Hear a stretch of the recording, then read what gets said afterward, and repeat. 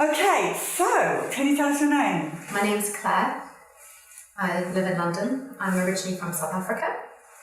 And I've been in England for about 14 years now.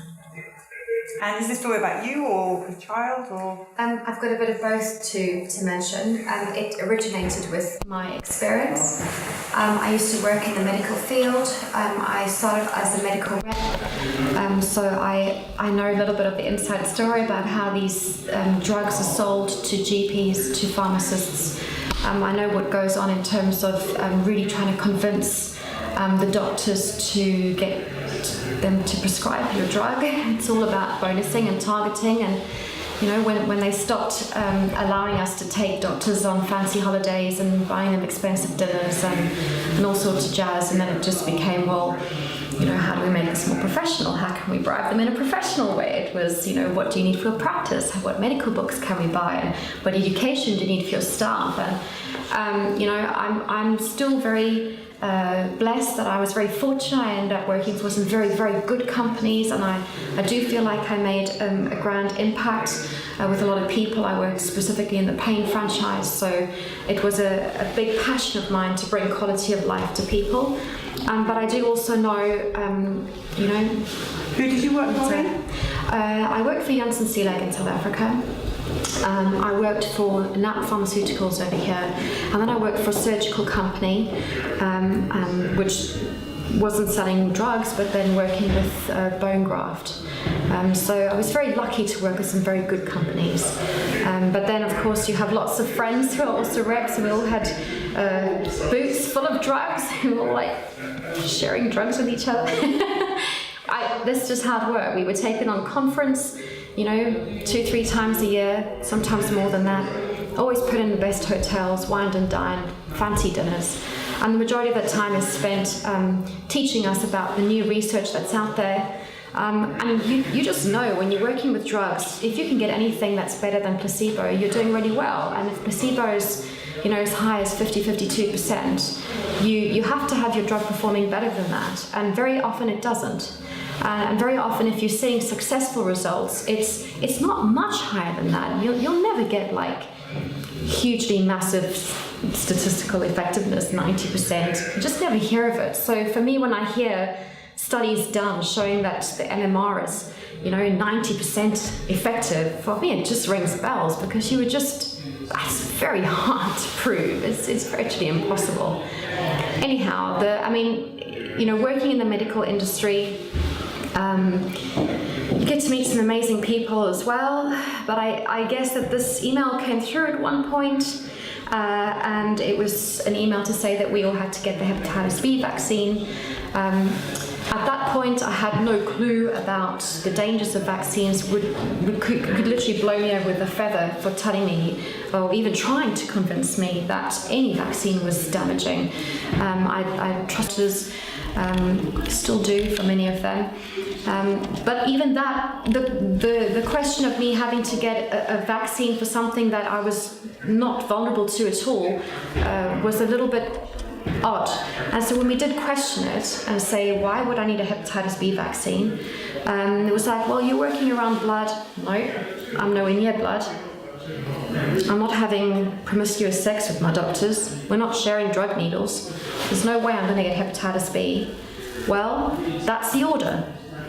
So I was like, okay, I value my job. I get the hepatitis B vaccine. I did have some flu-like symptoms within a week afterwards. Didn't connect the two at all. Within 3 months, it was around the June I got the vaccine. By the October, in fact, by the July already, I was experiencing a lot of anxiety attacks, a lot of shakes, very funny things happening with my vision. Couldn't put the two together, thought I was just working too hard. In October, we were away, and within 1 week, I lost 10 kilos. The clothes I went out with didn't fit me by the time I came back, and we were out there for 1 week.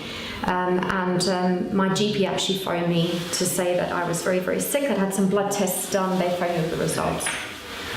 To cut a long story short, turned out I had a full-blown autoimmune disease. I developed Graves' disease, but there was also massive damage to my nervous system. I couldn't walk anymore. I really struggled to talk. Anything that was in like a pattern. If I had to follow a recipe, speaking a sentence, even though I knew what I wanted to say, the words were just not there anymore. There was something severed at different places in my brain. It was just not available at all anymore. I did fight for my life for 3 months. I was on humongous amounts of medicine to try to keep me alive, to stop me from having a heart attack. Horrible side effects from all of those. Horrible itching. I used to sleep in baths with... My husband would make me baths with like 20 chamomile tea bags in there just to be able to sleep. Really horrendous lifestyle, not a quality of life at all. And it was only when I started putting two and two together that I just wasn't healing, and this was not the life that I wanted to live. And I started also questioning that a person as healthy as I was, as successful as I was, just doesn't get sick like that. It just doesn't happen, not to that level. And so I started seeking alternative therapy. And I found a homeopath who was absolutely brilliant, and she really started asking me the right questions. She kept saying to me, Claire, this looks awfully similar to the other people I see who have vaccine damage, a drug interaction. Have you had any vaccines? Well, of course, this was almost 18 months later. So it took me a while to kind of work out that, well, maybe this time in June last year I did have to have a hepatitis B vaccine, but that's not the cause. And she said, would you allow me to do a therapy with you, the cease therapy, to feed a remedy made of the vaccine back to your body? I don't know all the technical things of it, but what I do know is that within 3 weeks, we started seeing a difference in my blood tests. And I started to heal, and this blew my mind. So I started researching, and what I found was very scary. One of the things that really it angered me, actually, it made me so sad, is that I'd given my life to this industry. And there's many areas I do feel I did a lot of good in, and that the doctors I worked with did do a lot of good. But fundamentally, the industry I was working for, I since found some paperwork that had said that hepatitis B rollout was an initiative from the government to roll out 500,000 hepatitis B vaccines to medical workers. 80% of the people in hospitals refused that vaccine. And so they roll it out to the next layer of people, and reps were that layer. And I was one of the stupid people who fell for it and got it and almost lost my life to it. I then found out that initiative was started because they had 500,000 doses of hepatitis B vaccine which were about to go out of date. And that boiled my blood, because I know of other people who also at that time had that vaccine, and they had a similar situation happen to them. So it made me really question the fundamental ethics of what was happening. And then when I started to look at it, I realized that, for me, I was preaching the wonders and real necessity of medicine. And I agree with Dr. Humphreys, because I'm not going to throw, the baby out of the bathwater. I do still feel that there is a fundamental, really important, really critical place for medicine.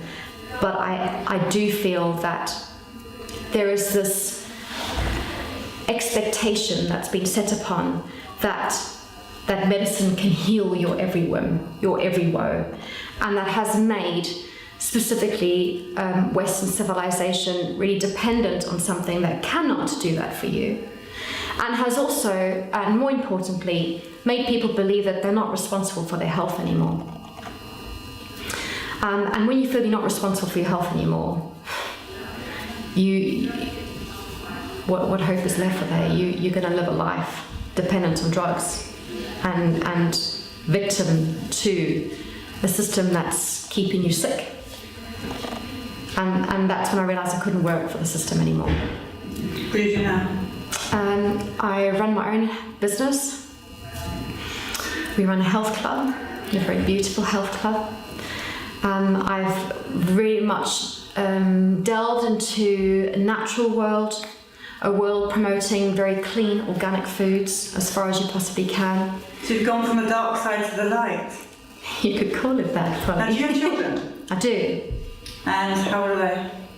She's 4. Oh, 1, 4. She's Perfect. 4. And did you vaccinate her? Absolutely not. Not one thing? Not one thing. And I was really terrified when I had her because I still, by that stage, knew that it was the vaccine that had damaged me. But I didn't have, coming from a medical background and a scientific background, I wanted that. I wanted that proof. I wanted it in paper. I wanted that armor, that weaponry. And I was one of the ones who believed this study from the CDC, you know? And so I was still terrified to not vaccinate her. So I started looking. You can ask my husband. I don't think I slept. I mean, for weeks and weeks and weeks while I was pregnant. I just read and read and research and research and research. And I loved what Dr. Andrew Wakefield was working in, but he'd been so discredited, and my heart breaks for that poor man. I think he's very courageous. He was set up. You need to know that. Of course I know he was set up. Of course I know he was set up. But there was no way for me to give that as evidence to the people that were going to question me on why I wasn't going to vaccinate my kid. Did you give birth in a hospital? I wanted to give birth at home because I really wanted to avoid the hospital. Unfortunately, we had some complications. So yes, I ended up after 48 hours of labour with a hospital birth. I was very lucky. I prayed a lot. Please give me some decent midwives in the hospital who value natural birth and who value the way that I want to look after my child. And I was also advised to just keep quiet about, like, don't say you're not going to vaccinate. This is just going to bring. And tell me how your child is. Is she healthy? She's exceptionally healthy. I followed some friends' advice. These are also friends who haven't vaccinated their children. I know quite a lot of them now. They're all the healthiest kids I know. They're all ahead of their class. They're all ahead in their milestones. You know, the milestones that they're setting today are based on a population that their nervous system, their immune systems have been tainted. So when you see these kids who are excelling, it's profound. It really is profound. They've got, you know, exceptional health. Of course she gets sick. But when I see it in comparison to family and friends whose children have been vaccinated and vaccinated to the hilt, and even some vaccines, they've always got snotty noses. They're always, you know, sick. They've always got some issue. They've always got allergies. My heart breaks for them, for the parents, the quality of life. What? It's continuously in doctors. Did you give the vitamin K? Vitamin K was given because we had a very traumatic labour. The midwives at the time and the gynae at the time were saying, you really need to give vitamin K. At that point, after 48 hours of labour and the birth I had, I didn't even realise that it was happening. I also didn't realise the damages of vitamin K. They give the shot? Yeah, she got the shot. I think they generally do the shot. If I'd had the choice, I would have given the drops. If I had the choice. Actually, it's a very good question, and it reminded me to ask Dr. Suzanne tomorrow, because she had a very good talk on this to me, and done on Periscope. Yes, and I think that's really necessary. That's probably one of the biggest questions I get, because I don't think I'm not so sure that it's good. It's orally still bad. Just saying. No, I'm not telling you now what Suzanne told me Periscope. Knowing what I know now, I wouldn't give anything.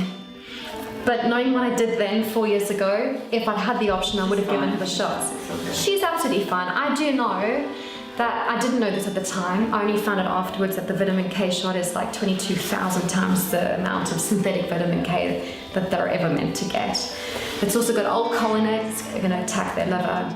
Nicole did end up with jaundice. There was no reason for that to happen. But that's what we're finding, vitamin K. Exactly. Jaundice. So she had it. She had it. Yeah. So yes, she's very healthy. If she gets sick, she bounces back really quickly. She's never been to a doctor because she's never needed to go. Like if she needed to go to a doctor, I'd take her to a doctor. Of course I would. Of course, you're a good mummy. Thank you. But she's never needed to. Thank you. I'm going to tell my brother and Dr. Suzanne to keep their voice down. It's too noisy.